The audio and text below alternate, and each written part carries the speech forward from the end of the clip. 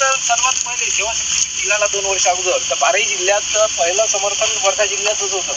सुरुवातीतून झाली 2 वर्ष आतापर्यंत समर्थन आहे, पुढेही राहील.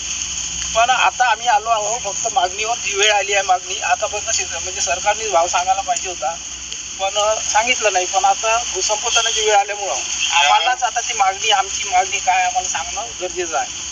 तर 1 करोड ही मागणी आहे, त्याच्याशिवाय स्वीकार करणार नाही लोक आणि कोणत्याच कागदावर सही पण करणार नाही. आपण अनेक निवेदन सुद्धा जिल्हाधिकाऱ्यांना दिलेले आहे, धडक सुद्धा दिलेली आहे.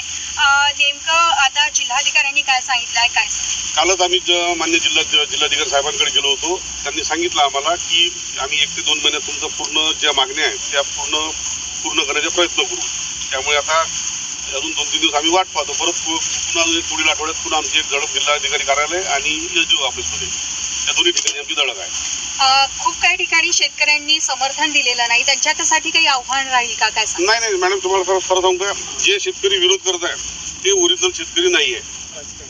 ते जे आहे ते राजकारण लोक आहेत. नाही तर एका गावातून 50 शेतकरी शेती झाली आणि त्या गावात 1000 लोकांचा मोर्चा निघून राहिला. हे शक्य आमच्या गावातून वाटल्यास आम्ही जातो तर 100 लोक राहते, 500 लोक आहे वर्धा जिल्ह्यात. आणि त्यामुळे ते विरोधी लोक आहे. विरोधी लोकांवर आमचा विश्वास नाही, ते फक्त लोकांना भ्रमित करत आहे. त्यामध्ये काही राजकीय पुढारी आहे ते आपली स्वतःची पोळी भाजून घेत आहे.